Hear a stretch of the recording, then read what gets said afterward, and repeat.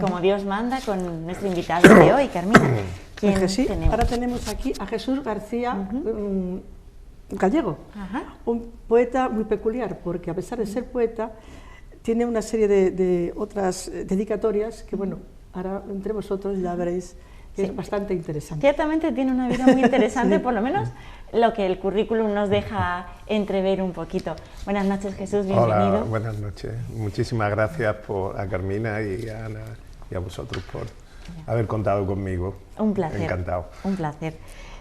Así, leyendo un poquito, en malagueño, licenciado en Filología Hispánica, máster en Literatura Comparada por la Sorbona, experto en literatura de vanguardia y generación del 27 y autor de numerosos libros y artículos dedicados a este tema.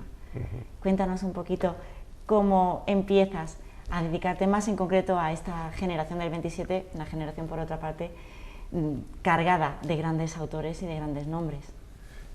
Pues mira, sencillamente porque yo soy un estudioso y un apasionado del surrealismo.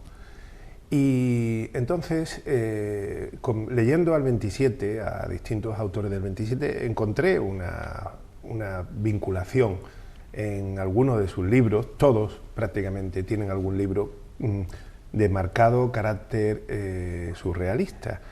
Y evidentemente, pues pensé que, bueno, dado que yo me había especializado, entre comillas, en literatura comparada y conocía muy bien la literatura francesa, puesto que la estudié en Málaga y luego la estudié en la Sorbona, pues pensé que era una forma de unir esas dos, digamos, corrientes que se estaban produciendo en ese momento, como eran la generación del 27 y el surrealismo. Teniendo en cuenta además que era un tema que prácticamente pues no se había investigado a fondo, había habido algún libro, alguna cosa, y bueno, mi espíritu siempre ha sido pues como explorador, aventurero, curioso, un poco de arriesgarme, tener un poco de ese sexto sentido que tenemos los poetas a veces, bueno, ¿no? Y yo dije, pues aquí hay tema. Y sí, efectivamente, y entonces pues estuve investigando y tengo varios libros de ensayo dedicados al tema, sí. Sí, y justo precisamente ese espíritu aventurero tuyo te lleva a marcar, yo creo, parte de tu vida en otra de tus pasiones, como es la de título experto universitario en enología, gastronomía y viticultura y elaboración de vinos de calidad por la Universidad de Málaga. ¿Cómo pasamos de la generación del 27, el surrealismo, a la enología, gastronomía? A ver, el buen comer y el buen beber ciertamente creo que influyen e inspiran, pero ¿cómo llegas de un lado a otro? Facilísimo, facilísimo. Uno, por lo menos yo pienso así, tiene que unir sus pasiones para crear como una especie de no sé, pues de caravana, ¿no?, donde lleves todas tus cosas en la vida, ¿no? Y entonces, bueno, a eso le uno los viajes, ¿no?, que es mi tercera gran pasión, ¿no? Y entonces, pues pensé que era perfecto que una vez que yo... Porque hay que ser consciente que cuando uno dice, bueno, yo creo que he llegado hasta donde mi tiempo, mis ganas, mi capacidad me han dado, ¿no? Que en mi caso, como soy muy apretado, iba a fondo, ¿no? Y dije, bueno, pues ya he terminado con el tema del surrealismo, ya no quiero estar como esos artistas que se hacen un poco pesados, no repitiendo y tal. Digo, yo ya he dicho lo que yo creo que podía decir y lo que podía aportar, y a partir de aquí que sigan los demás trabajando. Y entonces pues me fui a mi otra gran pasión, que era la gastronomía y el vino, ¿no? Y bueno, pues eso que tú me has comentado son unos títulos importantes, pero realmente yo estoy terminando un máster en Londres, que se llama el Master of Wine, que es la titulación más, digamos, más alta que hay, un poco más reconocida, más que alta, ¿no? Y que no sé si podré terminarlo, porque imagínate en Londres.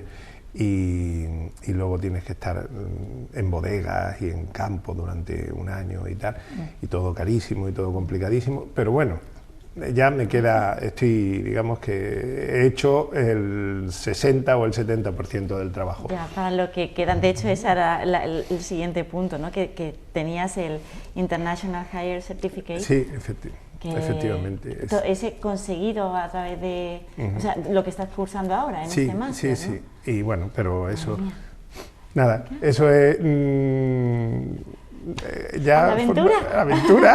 Pues, ¿qué hago? Aquí en España, ¿no? Yo me voy a Inglaterra. ¿Dónde puedo perfeccionarme? Pues a Inglaterra, ya que me voy. Esas son almas inquietas que hay, que realmente, cuando terminan una cosa y ya han llegado a su sumo, tienen que coger otra y otra y otra. Bueno, yo creo que todavía tiene que terminar el máster y creo que le tiene que o quedar coge otra más. cosa media, así sigue. Tengo a mi hija haciéndolo ahora, y yo lo que estoy encantado porque ahora ya aprendo de ella. Claro.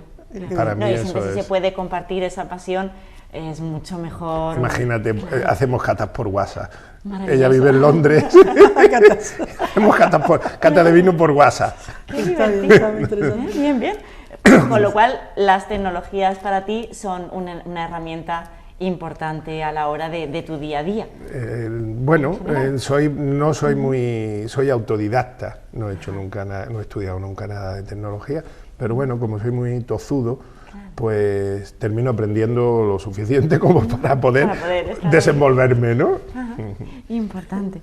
Socio fundador y presidente de la Asociación Malagueña de Enología y Cata y colaborador permanente del Consejo Regulador de la Denominación de Origen Málaga y Sierras de Málaga.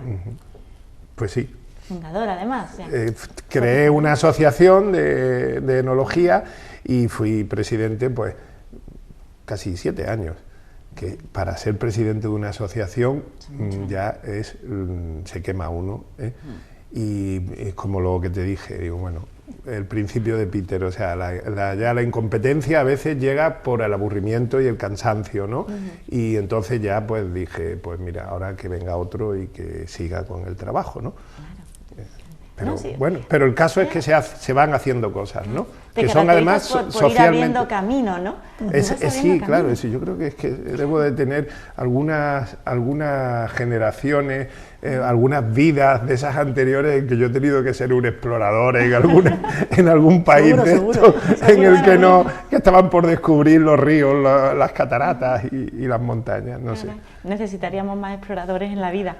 Hoy en día yo creo que la gente en general se está acomodando mucho a todo explorado y creo que hacen falta mentes. Sí, es que la mejor zona de confort es siempre lo que hay fuera. Es que te lo da y todo, la gente se queda con lo de dentro y lo que hay fuera... Yo soy de las de yo tiendo adentro, es verdad que... Pero es cierto que los cambios son... Siempre dicen, ¿no?, que son buenos, son para aprender. Siempre la aventura es un aprendizaje, es importante. Muy bien. Me tienes que traer un día para hablar de viajes. Sí, sin duda. queda pendiente, queda pendiente. Porque has podido viajar mucho. He viajado mucho y además me encanta viajar y tienes una buena fuente de cotilleo y de información para comentarios y cosas de viaje. ¿Y tus viajes los seleccionas acorde al vino, a la gastronomía y la escritura? ¿O no. decides un país que te llame la atención? No. Ahí voy a lo que me interesa, el arte, me interesa mucho el arte, la arqueología, la pintura, en fin, los monumentos, y entonces... Casi que un pequeño Indiana Jones en tu interior es lo que llevas. Pues sí, porque mira, a Egipto he ido 4 veces. Qué maravilla. La última en el mes de febrero. O sea que, sí, me encantan las culturas estas, así como muy... que siempre encuentras algo nuevo y todo eso, ¿no? Siempre. Pero vaya, de todas formas, Florencia, Roma, París, Londres, lo que tú quieras, Grecia, lo que quieras, pero... Bueno, yo he venido aquí a hablar de mi libro. Bueno, pero todo influye. No, es broma. Además, todo esto, viajes, todo, compaginas porque eres gastrónomo profesional con el ejercicio continuo en docencia en escuelas como la Hostelería del Convento de Santo Domingo de Archidona y del Castillo del Marqués de Vélez, Málaga, a la vez de impartir distintos cursos también en la Escuela de Turismo y también en la UNIA y la Dieta. Sí.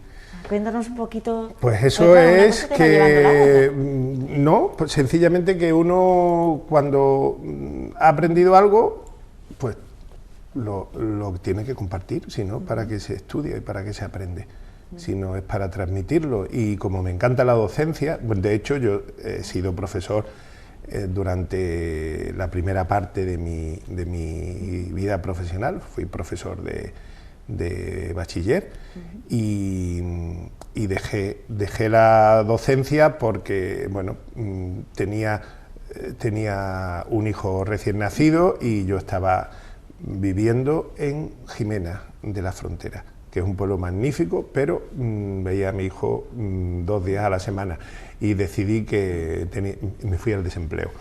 Caray. Entonces, esa decisión hasta que claro, brusca, ¿no? Sí, Claro. hasta que me hice, bueno, yo he sido funcionario del Ayuntamiento de Málaga, que no sé si lo pongo ahí en algún sitio. Sí, sí, lo leí, pero la verdad durante 25 años he sido técnico de cultura, claro. He sido jefe de sección de cultura del Ayuntamiento y, bueno, todo lo que es la época de Pedro Aparicio, todo el desarrollo de la ciudad de Málaga, que yo estaba todo por hacer en todos los aspectos, pues yo estuve ahí trabajando y colaborando, aportando mi granito de arena, ¿no? Desde la feria hasta los conciertos, hasta el teatro, hasta el festival de cine, hasta el festival del cine. Pero yo seguía escribiendo y seguía haciendo mis cosas, o sea que lo llevaba todo para adelante. De hecho, ese espíritu inquieto me está haciendo recordar que en estos días, leyendo un poquito sobre ti, algo pasó en tu juventud con un manifiesto. Me pareció muy interesante lo que leías. Me pareció ya has mirado, has mirado. Intento sí. hacer mi trabajo, ¿no? Sí. Pero me pareció muy valiente. Me pareció muy valiente en una época en la historia.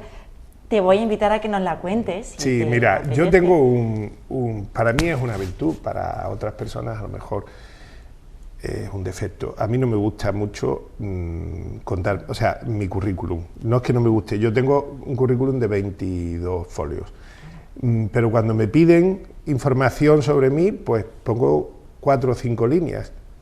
Es algo que me parece innecesario porque no me gusta, o sea, entonces, claro, al final pues hay personas que necesitan contarlo todo. Yo prefiero que tengamos la oportunidad de charlar aquí, encantado, ¿no? Pues mira, yo fui delegado de la Facultad de Letras los 5 años que estuve estudiando la carrera, en la época de Franco y la muerte de Franco, y subdelegado de la Universidad de Málaga. Eso significaba pues que yo no podía dormir en casa de mis padres, yo tenía que tener siempre 2 o 3 pisos francos, entre comillas, porque yo era el responsable de una parte de la movilización de los estudiantes en contra de la dictadura, y yo salía de una asamblea y me tenía que esconder porque me estaban esperando los famosos, la brigada político-social de la época y tal, y cuando había una manifestación, pues yo era el que iba tirando en la cabeza y una asamblea. Entonces, claro, hubo una huelga y cerraron la facultad, y detuvieron a 2 compañeros. Digamos que yo era el sindicalista, porque era el delegado de la universidad, que entonces nos elegían democráticamente, quiero decir, que era un delegado, pero en asamblea que me habían elegido, ¿no? Y yo tenía que dar la cara por mi centro y por mis compañeros. Y entonces, pues, había una inauguración de la Cánovas del Castillo en el parque, y entonces estaba Utrera de alcalde, y bueno, pues yo decidí que aprovechando esta inauguración, que iban a estar los medios y tal, pues digo, pues yo voy allí y leo un manifiesto donde pedía que se liberara a mis compañeros y se abriera la facultad, en fin, todo muy en plan diálogo y claro, tal, ¿no? De forma muy diplomática. Claro, Pero la policía no me dejó, allí hubo un rifirrafe, tal, y llegó un momento que Cayetano Utrera, que luego intentó seguir la carrera política, pero ya era notario, pero ya no pudo, porque era alcalde, pero era del régimen, ¿no? Cayetano Utrera dijo, dejadle que lea, y entonces yo pude leer mi manifiesto. Esto fue noticia en primera página en toda la prensa de España. Claro.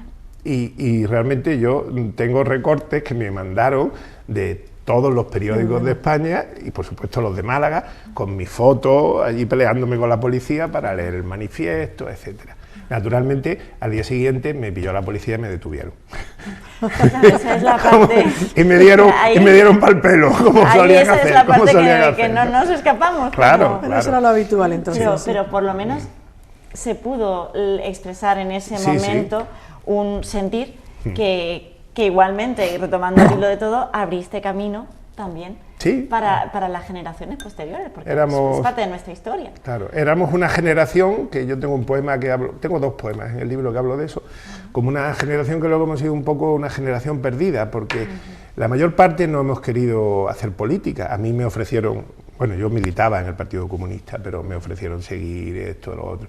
Yo no quise hacer carrera política. Yo, como todas las cosas, dije, bueno, yo ya he cubierto mi cupo, pero no el mío, sino el de 5.000, y ahora que venga otro y tire del carro. Claro. Y yo, porque mientras yo hacía muchas cosas, otros compañeros se dedicaban a subir académicamente. Sí, claro. Que conste que yo he sido un buen estudiante, con una nota media de notable en mi expediente y con mis matrículas y todo, pero ya no daba más. Sí, pero mi tiempo, es que... No tenía tiempo de hacer la pelota. Que es lo que hacían, que crecer a esa gente que luego, pues, mientras nosotros ventilábamos un poco la vida, pues otros hacían la pelota. Sí, bueno, y luego escalaron esos puestos y nosotros nunca quisimos, bueno, digo en mi generación un poco, la mayor parte, nunca quisimos ser protagonistas luego de nada. Una parte se dedicó a la política, una parte minoritaria, y lo hicieron al principio bien y luego fatal. Como siempre. Y entonces yo pensé, pues mira, me he librado de la mala conciencia de pensar que al final me habrían enredado también. Sí, pero luego tienes la gran suerte de haber vivido una serie de experiencias que te han marcado y muy intensas. Muy intensas. Porque realmente es hacer historia. O sea, se puede contar en ciertos círculos como una anécdota, pero no es una anécdota. No, te jugabas el tipo. Efectivamente. Yo he visto muchas pistolas a mi alrededor y cadenas y de todo, la verdad que pero nos daba igual. Bueno, nos daba igual. Eso es lo que había que hacer y lo hacíamos. Claro. Y yo creo que no era porque fuéramos valientes. Es que yo creo que estábamos muy motivados y era un poco inconsciente. La inconsciencia de la juventud. Efectivamente. Probablemente eso a uno le pilla ya con sus 30 y 40, dice, pues me lo voy a pensar un poquito. No, pero entonces sí, no lo curramos. La verdad es que sí, mira, y la verdad es que hicimos un buen trabajo. Yo uno más. ¿No? Qué bien. Volviendo a tu actividad como viticultor, esta actividad la desarrollas en la Sierra de Béjar, donde donde crecen las viñas, que en algún momento, pues, no sé si ya han dado sus frutos o están a punto de dar esos primeros vinos. Pues no, ya hice vinos, hice 4 años vino. Yo tenía una casa, digo tenía porque después de un divorcio se pierden cosas, otra experiencia más. Tenía. Qué bueno. Entonces, más vivida. Claro. Y bueno, pues tenía un viñedo y estuve haciendo vino el viñedo necesitó 5 años o 6 para instalarse, y luego yo hice vino durante 4 años. Y después ya no pude seguir haciendo vino porque no tenía viña, ni casa, ni tierra. Y cosa que tampoco pasa nada. Una etapa más para empezar otra. En fin, uno viene sin nada, ¿no? Y bueno, pero lo que se va encontrando... Y se va uno sin nada. Y se va sin nada. Y lo que se va encontrando, pues, aprovechalo, ¿no? Y entonces, pues, hice un vino que se llama Dominio de Tanis, y que está vinculado a mis viajes a Egipto. porque Tanis es una ciudad que ya no existe, que estaba en el delta del Nilo y que fue, bueno, de hecho luego me enteré que en una película de Indiana Jones el Arca de la Alianza la van a buscar a Tanis, pero yo eso no lo sabía, os lo juro. Hasta que no viste la película. Hasta que no vi la película por segunda vez, porque alguien me lo dijo, digo, no puede ser, fíjate. pero sí. Y efectivamente, y el símbolo es una pena que no lo haya traído porque es muy bonito, es el símbolo de lo que es un racimo de uva tal como lo representaban los egipcios en algunas tumbas. Hay alguna tumba muy, muy bonita en la ciudad de los artesanos, en Luxor, que toda la decoración está hecha sobre temas de vino, de todas las tareas y todo, ¿no? Y entonces, pues la forma del racimo, como ellos utilizaban solamente 2 dimensiones, no tenían la profundidad, pues está plano, ¿no?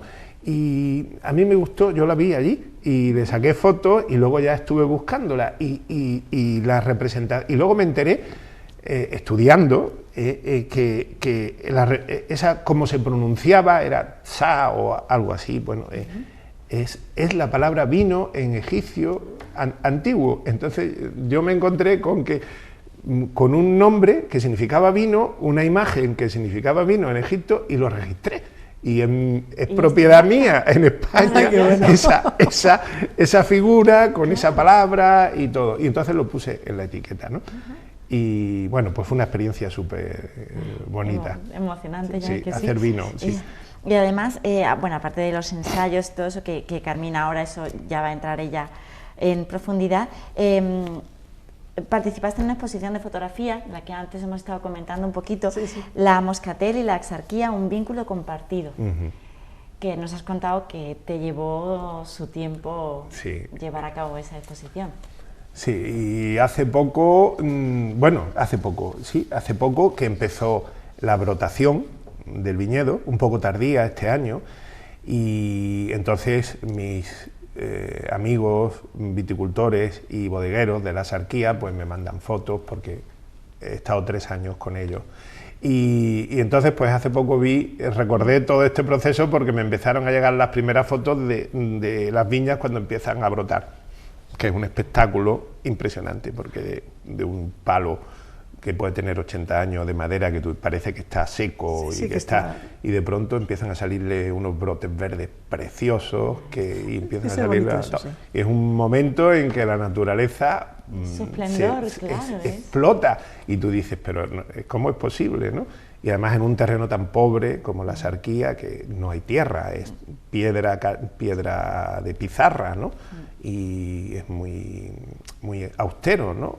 Entonces, pues sí, esta exposición fue un proyecto que yo tenía. Yo soy el documentalista de la exposición, el autor del proyecto, y la fotógrafa, pues Beatriz Moreno, que es una fotógrafa a la que yo engañé, lo digo de broma, para que hiciera las fotos. Entonces, al final, pues, digamos que fue un engaño maravilloso porque estaba encantada con su trabajo, fue un trabajo espléndido, un trabajo en equipo y que estuvimos 3 años yendo a la zona y fotografiando los mismos lugares cada 15 días. Ya sabes, yo me caí por aquellos terrenos, porque son montañas así, ¿no? Y yo rodé por allí, anduve más tiempo a 4 patas que a 2 y hice de todo, ¿no? Y fue una experiencia. Y luego pues eso se recogió en 110 fotografías que se pusieron en el Ateneo de Málaga y luego pues han estado en Vélez, Málaga y en distintos pueblos y tal, y ahora están en el Museo del Vino de Málaga. Qué maravilla. Y ya sí vamos a ir entrando un poquito en profundidad en lo que es la obra, pero dentro de toda esta pasión, el vino, la gastronomía, ahora sí, esa pregunta que yo te decía antes de empezar el programa, que te dije, me la responde en el programa, ¿cómo todo eso te lleva a la poesía? No sé si es el Génesis que dice, y al principio fue la palabra. No sé si es así o yo lo he reescrito y lo he visto en algún momento en la Biblia, ¿no? Yo al principio era un poeta lunático, de estos que en verano se iba a mirar la luna llena durante horas y escribía, se sentía incomprendido porque, en fin, una adolescencia de esta un poco llena de esos matices, ¿no? Y yo escribía, pues, naturalmente, porque para mí escribir formaba parte de mi forma de estar en el mundo. Y entonces, antes que nada, fui poeta. Y ya después vino todo. Y sí, y después ya fui sumando todas mis pasiones y todas mis cosas. Pues Carmina, ya sí que te voy a dejar paso para que vayamos entrando, porque bueno, yo tengo ya unas ganas de escuchar. Para mí estaba muy interesante todo lo que habéis dialogado. Sí, sí. De verdad que sí, porque a mí tenía muchísimo interés por estas diversas profesiones que tiene aquí nuestro querido amigo, porque verdaderamente es que es muy distintas unas de otras, ¿no? Lo que tú dices de la poesía. Pero sí, para no prolongar mucho, en recante las publicaciones de ensayos, leo aquí que has hecho varias publicaciones. De aquí no tenemos nada. No he traído. No has traído nada, ¿no? No, es que soy tan bueno que no sé ni dónde tengo. Bueno, eso a lo mejor quizá pues le des la importancia que hay que darle, simplemente. ¿No? Sé que están en la biblioteca, pero he estado buscándolos, pero digo, no los encuentro. Has hecho una publicación literaria sobre todo muy gracioso aquí, feminista en España. Sí, yo estuve 2 años, 3 años colaborando con la revista Litoral. Y que, bueno, Lorenzo Sabal, no sé si lo conocéis, que es el director y tal, que además vive aquí en Benalmádena, en Rancho Domingo. Y aquí es que tenemos muchísimas personas estupendas que no se conocen. Yo, por ejemplo, la próxima vez, el siguiente viene un poeta también de aquí, profesor también, no voy a decir el nombre ahora, ¿no?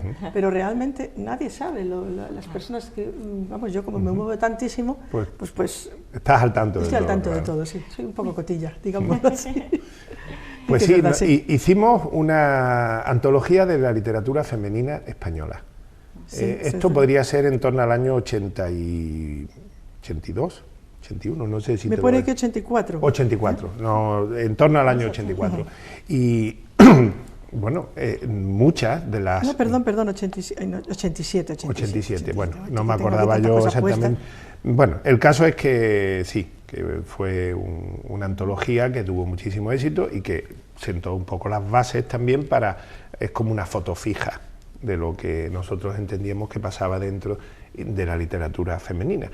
Y la verdad es que es muy interesante ahora que se habla tanto del tema. En auge de ese, exactamente. Sí, efectivamente. Y bueno, para mí lo femenino es, como yo siempre digo, el 50% de mi persona. Otras veces, a veces puede ser el 70 y otras veces puede ser el 30. Entonces, para mí no es relevante hablar de lo femenino como algo extraordinario, sino como algo que está continuamente en todas partes. Está hecho, claro. Y ese boom que hay por lo femenino me parece bien en el sentido de, bueno, acortar y reajustar esos vasos comunicantes, ¿no? Pero en realidad, para mí, yo creo siempre lo he dicho, ¿no? Es que no soy ni feminista, yo creo en el ser humano, que eso incluye todos los géneros habidos y por haber. Pero bueno, que sí, que hicimos eso de las mujeres. Sí, y otra de las cosas también que fue interesante, esta crítica surrealista en España, también es otro libro, otra exposición. También este es el que ese es el 89, o sea que fuiste una detrás de otra haciendo ese tipo de cosas. Bueno, y ya quiero llegar al punto de la poesía. El libro que tenemos aquí tiene un libro, además tiene un bonito, digamos, título, que se llama Los labios del sueño. Explícame por qué ese título, que eso es lo más importante después de empezar a leer. Esta semana he ido a un taller en el Centro de Arte Contemporáneo en Málaga sobre psicoanálisis y la interpretación de los sueños. Y yo entendía que perfectamente lo de la interpretación de los sueños. Para mí el poeta, como decía, no recuerdo qué autor, era un autor francés muy conocido, cuando se iba a dormir ponía un cartel y en la puerta decía: el poeta trabaja, y lo dejaba en su puerta pegado y se iba a dormir, ¿no?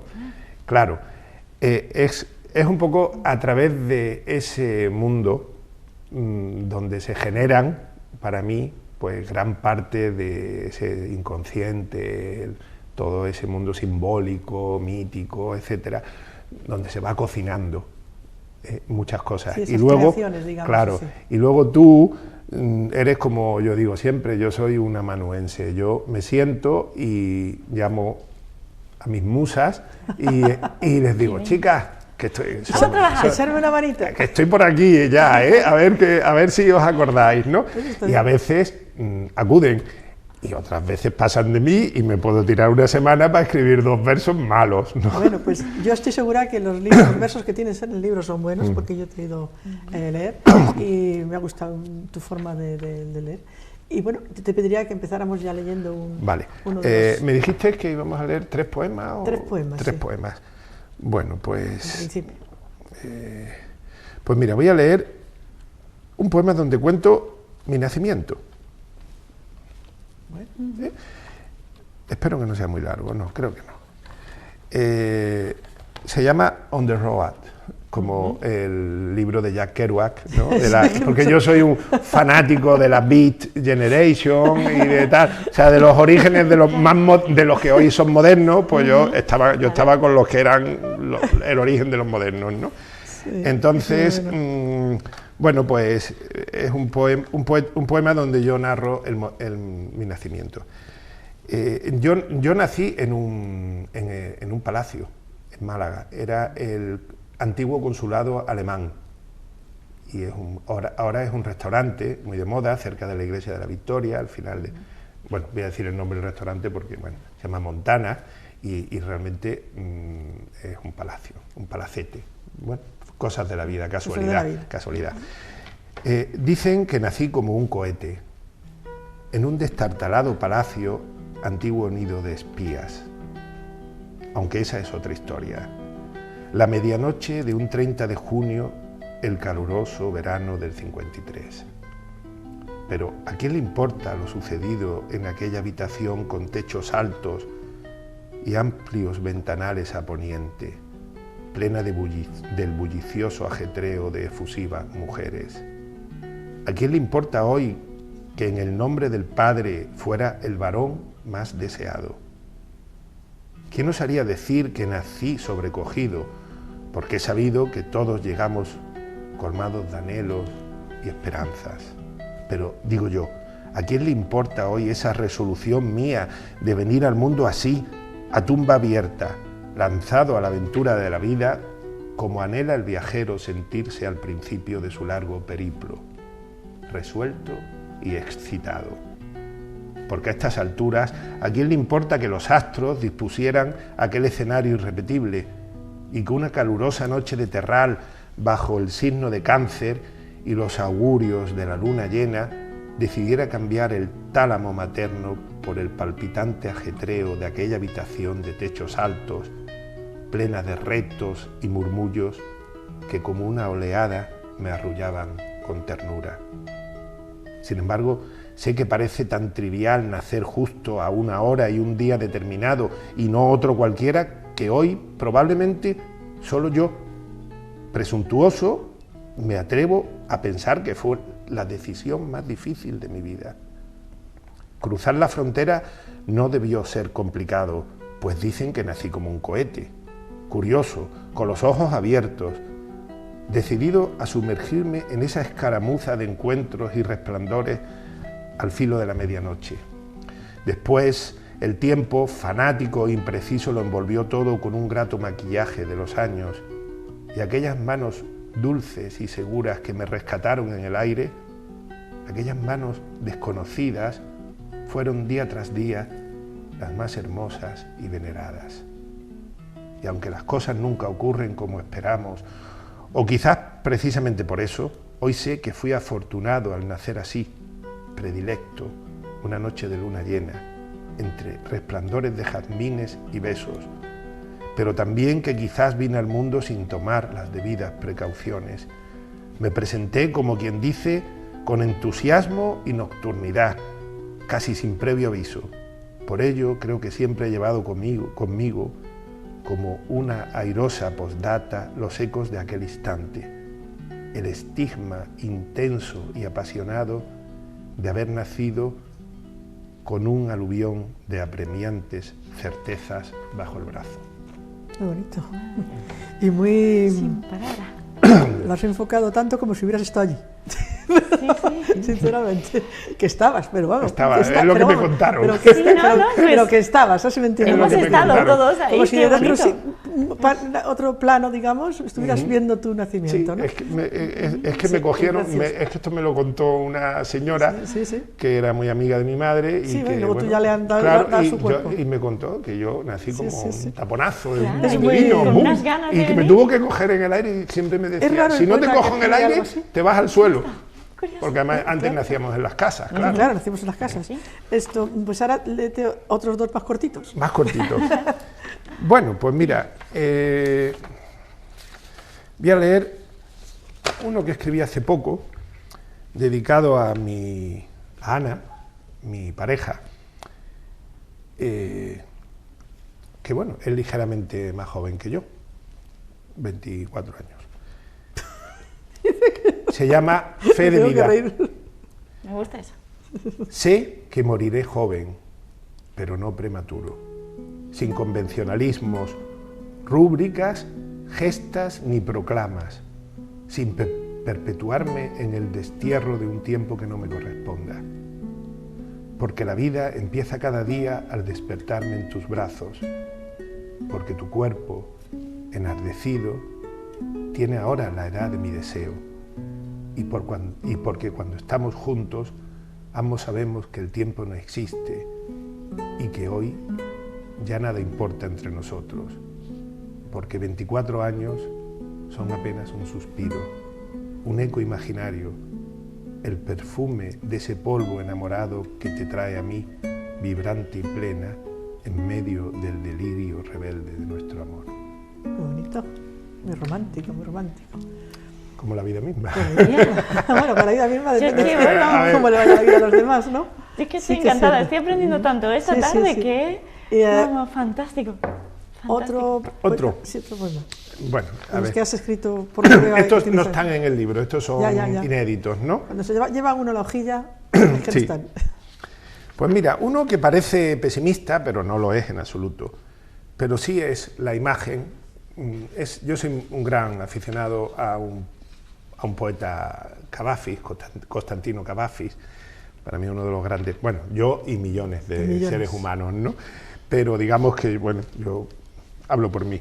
Entonces, me voy a la Alejandría de principios del siglo XX, de 1900 poco, y Alejandría que conozco hace años, y entonces escribí este poema pensando en este Cavafis, que tanto me ha inspirado a mí y ha inspirado, porque es el famoso poema Ítaca, que es el camino que todos hacemos, etc., ¿no? Y se llama Museión Café.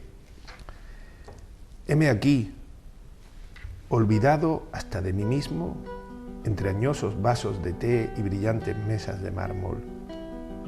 Heme aquí contemplando la vida pasar como un sueño gastado, reticente, incrustado de penurias, rodeado de todos estos viejos parroquianos que, como yo, inventan sus recuerdos entre narguilés de humeantes aromas a carbón y manzana. Heme aquí, que es lo más cerca que puedo sentirme hoy de estar en algún sitio, que no sea ninguna parte, efímero, alejado de toda presencia, queriendo olvidar lo que la vida me arrebató sin darme explicaciones. Heme aquí, engastado en este sillón anónimo, viendo el mundo pasar desde un rincón del Museión Café, en la misma decadente Alejandría de Cavafis, demonizado escenario de sus más atropelladas ilusiones. Heme aquí, acosado por la inalcanzable insolencia de mi personaje, vestido con el gesto ritual de ese fugaz cansancio que lo rinde a mis pies, rehén de una juventud perdida y demacrada en manoseadas ausencias, vetusto, como los desvaídos reflejos que encierran los espejos de este cafetín ignoto. Heme aquí desmemoriado, en plena huida, burlado por los recuerdos de tantas horas entregadas al placer y al deseo. Heme aquí varado en el tiempo, imaginando cómo habría cambiado mi vida si hubiera conversado con Cavafis, si hubiera podido compartir al menos en una tarde tan nefasta como esta la sabiduría e inmortalidad de un poeta cuando le hablan los dioses. Muy bonito. Este es el plan B. Quiero decir que en la vida hay opciones, sí, y yo estoy en Fe de Vida, pero también podía haber estado sentado como un viejo parroquiano viendo pasar, cierto, fumando mis narguilé y contando batallitas como el abuelo Cebolleta de turno. Bueno, te advierto una cosa, que yo he encontrado personas mayores teniendo una poesía, digamos, de vivencia, y además no consideran ellos que son poetas, ni muchísimo menos, pero además lo saben de memoria, cosas que no las han escrito, simplemente las han sacadas de su mente, y efectivamente te las leen y te hacen unos poemas, sobre todo de la naturaleza, esas personas están allí en los campos. O sea, que el poeta, yo creo que a lo mejor es verdad que no se hace, sino que nace, ¿no? Posiblemente. Unos luego nos dedicamos a compartir, y otros simplemente pues se mantienen, lo que tú dices, estar contemplando la vida. Yo fíjate, yo siempre me he preguntado si se nace o se hace. Yo no creo en la genética. Yo no he dicho la genética. No, he dicho te que, entiendo. Te entiendo. Porque por esa regla de tres que yo tienes la capacidad, decir que sí, que tienes porque mi padre era un gran poeta y yo soy una poeta en secas.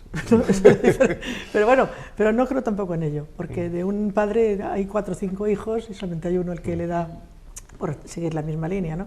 No, yo creo que a lo mejor quizá, pero posiblemente creo que nace con ello, porque ya desde pequeño, lo que tú acabas de decir, en la juventud ya antes de, eso estabas hablando Ana María, que antes de hacer otras cosas, ya desde siempre la poesía te llamaba la atención, ¿no? Entonces, ¿por qué? Porque lo llevas ya dentro, ¿no?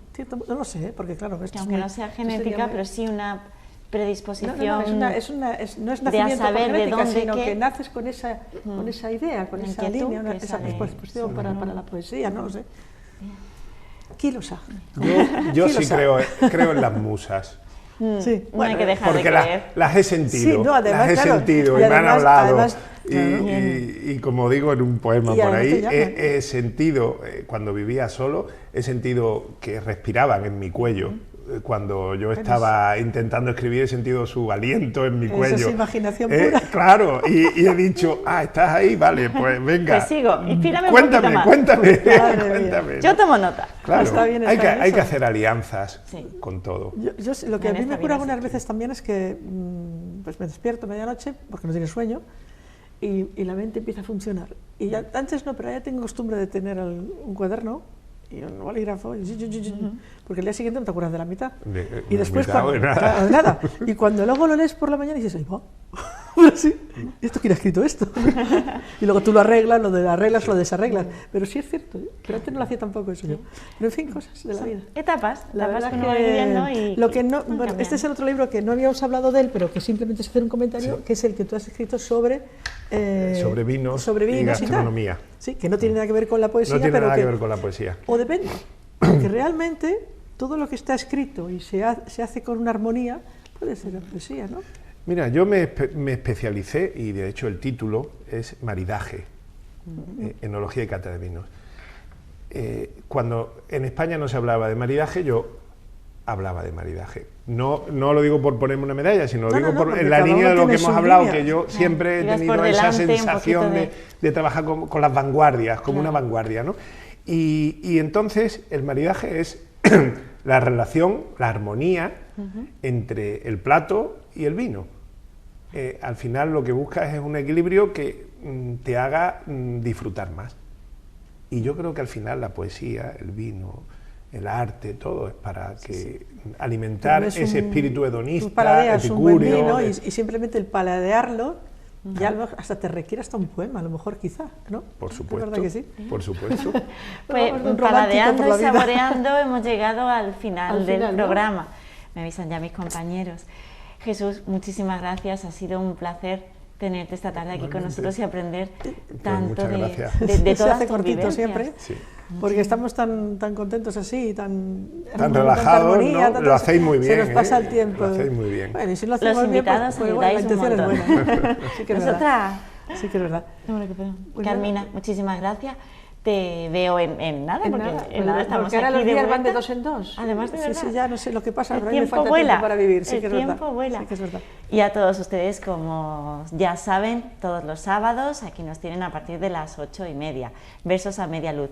Y les dejamos, como siempre, como nos gusta hacerlo, leyendo poesía.